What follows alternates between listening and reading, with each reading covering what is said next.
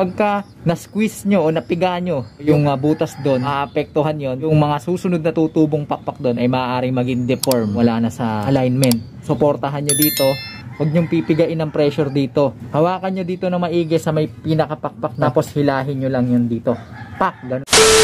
Good morning sa inyo mga kalapatids. Maligayang pagbabalik dito sa ating munting tambayan, Chocobulok TV. Araw ng Lunes ngayon, samahan ninyo ako sa videong ito.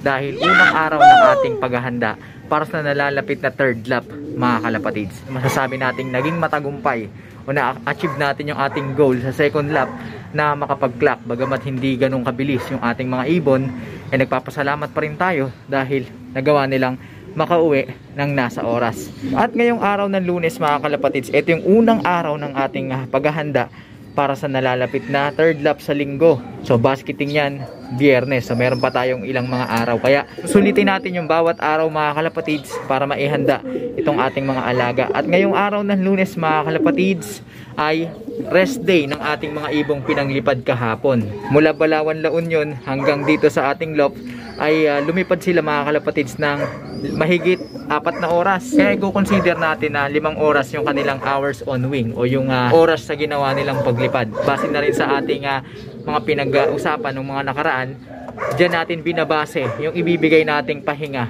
sa ating mga alaga. Kaya itong ating mga ibon na si Zomba at si Jessie, 2 araw at kalahati natin silang ipapahinga. Hindi natin sila palalabasin dito sa loft, hindi natin sila papaloflayin, hindi natin sila ipapagpag. Dito lang sila sa ating kulungan. Then hopefully Martes ng gabi ay maibasket natin sila para sa training nila. 30 kilometers lang or 80 kilometers, solve na tayo doon mga kalapatids. Ang importante ay ma-tune in yung kanilang katawan, may ready para sa nalalapit na liparan. At sa araw din na ito mga kalapatids ay simula uli ng kanilang 1 linggong diet. Matatandaan niyo kahapon, binigay natin lahat ng gusto nila, lahat ng klase ng patuka, ng seeds. Nilagay natin sa harapan nila, niyaga natin silang magpakasawa. Ngayon, back to light mix uli yung ating mga ibibigay na patuka sa kanila. At ngayong araw na ito mga kalapatids, etong ibon na to, tsaka ito, kukunin ko tong dalawang to, at sila na lang yung ating parorondahin. Pero bago ko gawin yun, isi-check ko yung pakpak ni Naruto para makita yung kalagayan ng kanyang mga pakpak. Tapos ipepedering na rin natin siya. Okay, so samahan niyo ako ngayon sa episode na ito mga kalapatids. Sa mga hindi pa nakapag-subscribe dyan, mag-subscribe na kayo. Hit nyo na notification bell para na sa ganun updated kayo sa ginagawa nating kwentuhan. Okay mga kalapatids, ito na yung ating ibon na si Naruto. No animals were harmed during the filming of this video. Isilipin ko ngayon yung kalagayan ng kanyang mga bagwis dahil dun ko ibabase yung aking ginagawang pagpe-feathering. Para sa inyong kaalaman mga kalapatids na kanubi, ang pagpe-feathering ay ang pag-force molting pagdating dito sa kanilang mga bagwis. Ginagawa ito mga kalapatids na kanubi para makontrol yung sitwasyon, para bago magsimula yung training season hanggang sa race ay masisiguro ng mga fancier na hindi maglalaglag ng pakpak o bagwis yung kanilang mga alaga, kasi malaking kabawasan, malaking kawalan kapag nalaglag yung pakpak ng ating mga alaga during race or during liparan mga kalapatids. Mahihirapan nga naman yung ating mga ibon sa paglipad kapag kulang-kulang yung kanilang mga pakpak. So para maiwasan yon mga kalapatids ng kanubi, ang ginagawa ng mga fancier ay nagpe-feathering or force molting to sa kanilang mga primaries. Alright,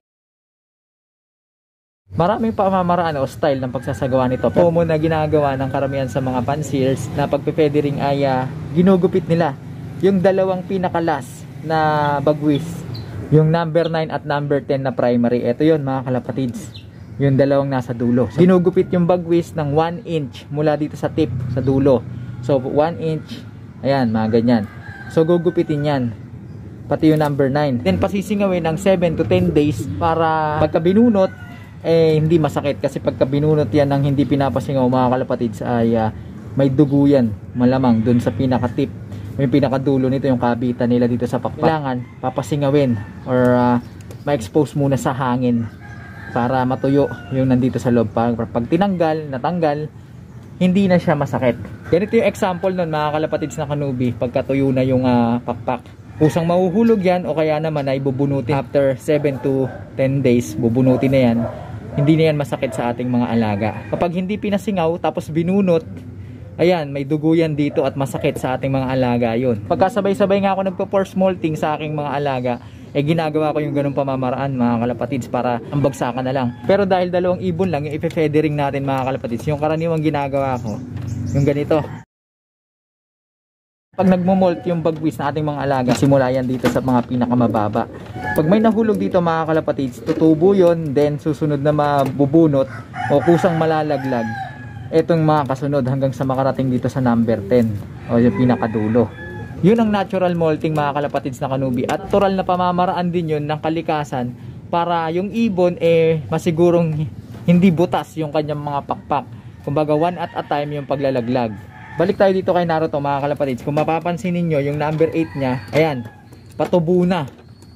Alright, malapit niya nang ma-achieve yung pinaka size niya, kaya nahulog na yung number 9. Ngayon ang mangyayari dyan, kapag fully grown na yung number 8 na to, magpapakita ng umuusbong yung number 9. At ito namang number 10 ang sa malamang at malamang ay mahuhulog. Sa ganung paraan, kahit kulang sila ng bagwis, kahit papaano hindi pa rin sila mahihirapan sa paglipad.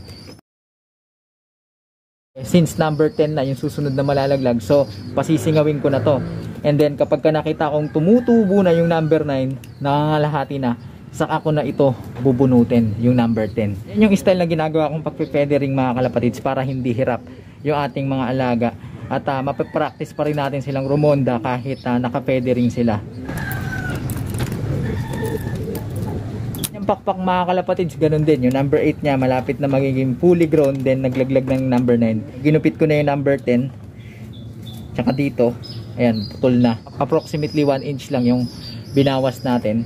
Makakalipad pa rin naman to ba? At pag nagpakita na yung number 9 nya, after 7 to 10 days, pwede na tong hilahin. At sa paghila ng pakpak mga kalapatid sa kanubis, doble ingat lang dahil pwedeng ma-deform na habang buhay yung pakpak ng inyong mga alaga kapag kamali ang pagbunot ninyo. Kapag magbubunot kayo mga kalapatids na kanubi, ay wag nyo ditong hahawakan yung pinakadugtungan ng pakpak nila, yung pinakasuksukan dun sa balat. Dahil kapag na-squeeze nyo o napiga nyo yung pinakasakit nun, pinagsusuksukan, maaari nang masira yung slot o yung butas doon, kung ano man tawag doon, maapektuhan yon, at yung mga susunod na tutubong pakpak doon ay maaaring maging deform o yung wala na sa alignment. So iwasan nyo yun mga kalapatids. Pagka magbubunot kayo, hawakan nyo maigi dito, yan, susuportahan nyo dito, huwag nyong pipigain ng pressure dito, hawakan nyo dito na maigi sa may pinakapakpak nya, buong pakpak nyang dito, tapos hilahin nyo lang yun dito, pak, ganunin nyo lang. Siguro sa susunod papakita ko sa inyo pagbubunutin na natin itong mga bagwis ni Naruto, kaya tutok lang kayo mga kalapatids. Alright, so lalagay ko na to sa training box para mapalipad na natin sila. Pakawalan na natin yan sila para makaronda. Yun, hirap si Naruto. Okay lang yan para mag double effort siya. At ito mukhang gustong rumonda mga kalapatid. So sa pagkakaalam ko, laglag na yung number 9 at number 10 yan. Okay, so hindi na natin to kailangan i-feathering, pero dapat talaga i-feathering natin to dahil ito yung ililipad natin sa south. Okay, so papalabasin ko to mga kalapatids. Ito yung pakpak niya mga kalapatids. Yung number 10 niya ay malapit ng makumpleto o malapit ng maging fully grown. Ganon din dito sa kabila. Ayan, so wala na tayong intindihin dito sa ating ibon na ito. Pagka nabuo to, pwede na natin tong erase. Ayan, lipad. Ayaw. Samantala update tayo dito sa ating mga inakay mga kalapatids. Ayan na, ang lalaki na nila. O, tignan nyo to. Nanunuka, mukhang kakto ah. Tapos ito yung sa atin, mukhang hen. Ito yung ganda ng kulay nito, light to.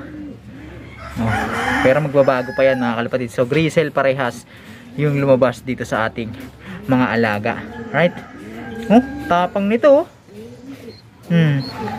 Hindi masasarap alagaan. Matapang. Ayan, pakabait kayo ha. No animals were harmed during the filming of this video. Nabilad ko na yan mga kalapatid. So babalik ko na to doon sa kanilang mga magulang para masubuan na sila.